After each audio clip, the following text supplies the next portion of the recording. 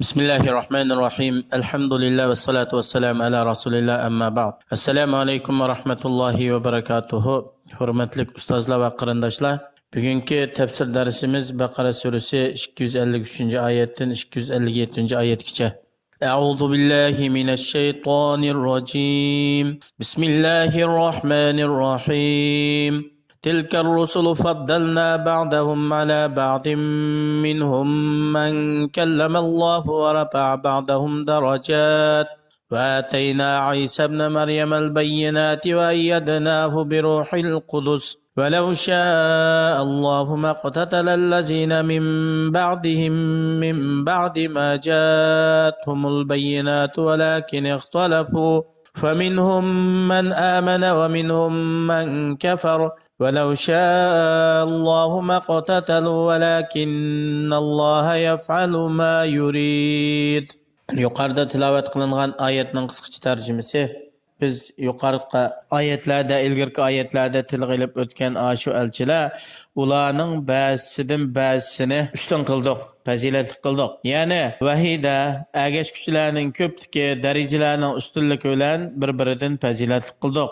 U elchilarning qatoridan Musa alayhisalomga o'xshash Alloh subhanahu va taolo bevosita so'z qilgan payg'ambarlar bor. Ve yana derecesini üstün kılgan peygamberlerden, yani Peygamberimiz Muhammed Aleyhisselam'a o'xshash barliq insonlarga payg'ambar qilib avatgan, payg'ambarlikni inon bilan tugatgan va oliy darajalarga ega qilgan shunday payg'ambarlar bor. Biz Meryem oğlu İsa'ga onun peygamberlikini ifadelaydigan ro'shan mo'jizalarni ato qildik. Ya'ni o'lakni tirgizganga o'xshash, tug'ma fiskisilini, tug'ma ko'rni ko'zni ko'rdigan qilib saqaytganga o'xshash mo'jizalarni ato qildik. Biz Meryem oğlu İsa'ni Allohning buyrug'ini turg'izish uchun Jibril alayhisalom bilan kuchlantirdik. Agar Alloh xolis edi, o payg'ambarlardan va ro'shan dalil isbotlar kelgandan keyin payg'ambarlardan keyin kelgan kishilar urushmaydi. Lekin ular ixtiloflashib, turli firqalarga bo'lindi. Ba'zi musulmon bo'ldi, ba'zi kofir bo'ldi. Ya'ni ba'zi Allohga ishondi, ba'zi Allohga kofir bo'ldi. Agar Alloh subhanahu va taolo ularningki o'zaro urush qilmasligini xohlagan bo'lsa-edi, ular urush qilmaydi. Lekin Alloh subhanahu va taolo o'zi iroda qilganini qilidir. Xohlagan kishini o'zining rahmati, fazli bilan iymonga hidoyat qilidir. Xohlagan kishini o'zining adli, adolati va hikmati bilan azg'unlikni qo'yib qo'ydi. يا أيها الذين آمنوا أنفقوا مما رزقناكم من قبل أن يأتي يوم لا بيع فيه ولا خلة ولا شفاعة والكافرون هم الظالمون. Ey Allah'a işengen, Allah'ın elçisiga ergeşken müminler. Biz sizlarga rizq qilib bergan halol xilma-xil mol dunyolarni sizlarga qiyomat kuni kelishdan ilgari Alloh yo'lida sarf qilinglar.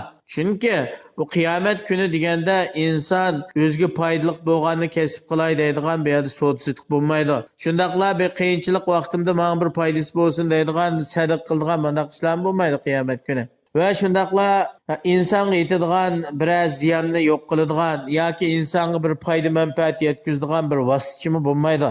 Faqat Alloh subhanahu va taolo xohlagan kishilar uchun o'zi ruxsat qilgan vaqtida va rozi bo'lgan vaqtida undan keyin manfaat yetkazadi. Kofirlar bo'lsa, ular haqiqiy zolimlardir. Chunki ular Allohga va Allohning rasuliga kofir bo'ldi.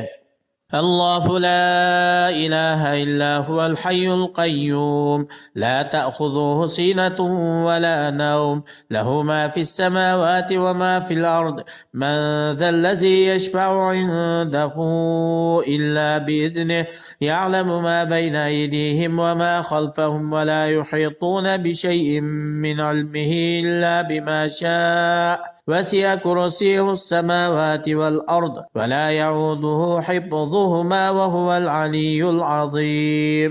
Haqiqiy ibadet qiladigan Allah bu yalğızdır, yeganidir. Allah daim hayatdır, mükemmel hayatıdır. Allah'a ölüş deydigan narsa bo'lmaydi ve Allah'taki mükemmel hayat mı kemeymeydi. Allah subhanahu ve taala Öz nefsi bilen bütün kainatning ishlarini idora qilguchidir. O'zining xalqining hammasidan behojatdir. Allohning idora qilishi bilan barliq mahluqotlar turadi. Har qanday ahvolda ular Allohdan behojat bo'lolmaydi. Allah'ını mügüvesmaydı, uyutmaydı. Çünkü Allah'ın hayatı, Allah'ın idare kılışı mükemmel bir hayatlık ve mükemmel bir idare kılış.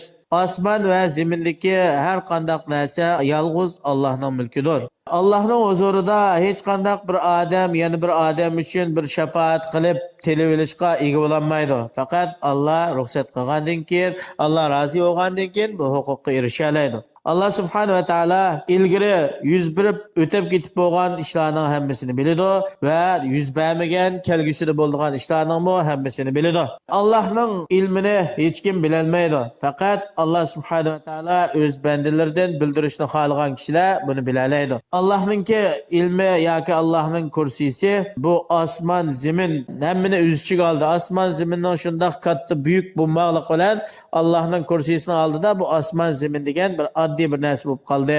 Osmon zaminni muhofazat qilish Allohga ig'ir kelmaydi. U Allah o'zining zoti bilan, qudrati bilan, hukmronligi bilan hammadan oliy, yuksakdir. O'zining podshohligi va hukmronligida nihoyat buyukdir. لا إكراه في الدين قد تبين الرشد من الغي فمن يكفر بالطاغوت ويؤمن بالله فقد استمسك بالعروة الوثقى لا انفسام لها والله سميع عليم. İslam diniga kirishga bir odamni majburlash yo'q. Chunki bu ochiq oshkora haq din. Din haq bo'ladigan, ochiq oshkora bo'ladigan bir odamni uningga majburlashdanki hojat bo'lmaydi. Haqiqatan to'g'ri yo'l, to'g'ri narsalar ozg'unlikdan ayrildi. Hamda kimki Allohdan boshqa cho'qindigan barliq narsalarni inkor qilib kofir bo'ladigan, uningdan adojida bo'ladigan, yolg'iz bir Allohga ishonadigan bu odam qiyomatda nijot tepish uchun üzülmaydigan, dindan bo'lgan kuchli sababni mustahkam tutgan bo'ldi. Alloh bandalarining so'zlarini anglab tug'uchidir. Ularning barliq harakatlarini bilib turguchidir. Shuning asosan ularni jazo mukofotlaydi. Yuqorida tilovat qilingan oyatlardan ilinadigan foydalar. Birinchisi, haqiqatan Alloh subhanahu va taolo o'zining elchilari va payg'ambarlarning orasini fazilatda, darajada farq qildi. Bu Allohning o'zining ilmi va o'zining hikmati bilan bo'ladi. Allah subhanahu ve taala üçün özünün ulug'ligi, kattaligiga loyiq bo'lgan so'zlashdan iborat, ya'ni kalam sifatini isbotlash. Haqiqatan Allah subhanahu ve taala Musa alayhisalom va Muhammad alayhisalomga o'xshash ba'zi payg'ambar elchilarga so'zlagan. Yana bir foydasi iymon, hidoyat, kufr va ozg'unlikning hammasi Allohning xolishi, Allohning taqdiri bilan bo'ladi. Buningda Allohning eng yuqori bir hikmat bor.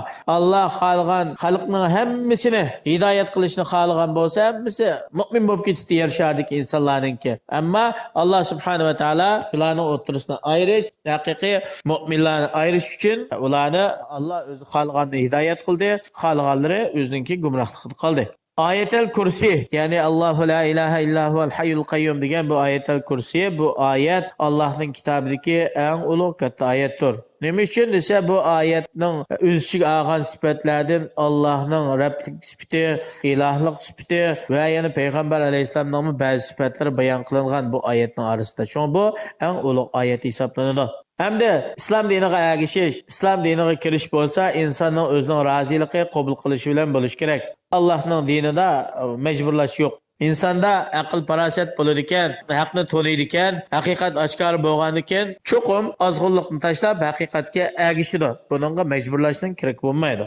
Allohning kitobini ching tutish, Allohning kitobi bo'yicha amal qilish, payg'ambar alayhisolamning sunnatini ching tutish, payg'ambar alayhisolamning sunnati bo'yicha amal qilish bu dunyoda baxt saodatga erishadigan, oxiratda utuq qozonadigan eng katta vasiladan iborat. Kimki Allohning kitobi, Allohning payg'ambarining sunnati bilan ish qiladi ekan, o'zining kundalik dini, dunyolik, siyosiy, iqtisodiy, ijtimoiy, oila har qanday ishida Qur'on hadisni asos qilib ish ilib ilib boradi ekan, bu odam dunyodan baxt saodatga erishidi, oxiratda qozonadi. Alloh subhanahu va taolo har birimizni dunyoda shu Allohning rasulininki ko'rsatmasi bo'yicha amal qilib utuq qozongan, baxt topgan, oxiratda Allohning rahmatiga erishish bilan utuq qozongan yaxshi kishilarning qatoridan qilsin. Assalomu alaykum va rahmatullohi va barakatuh.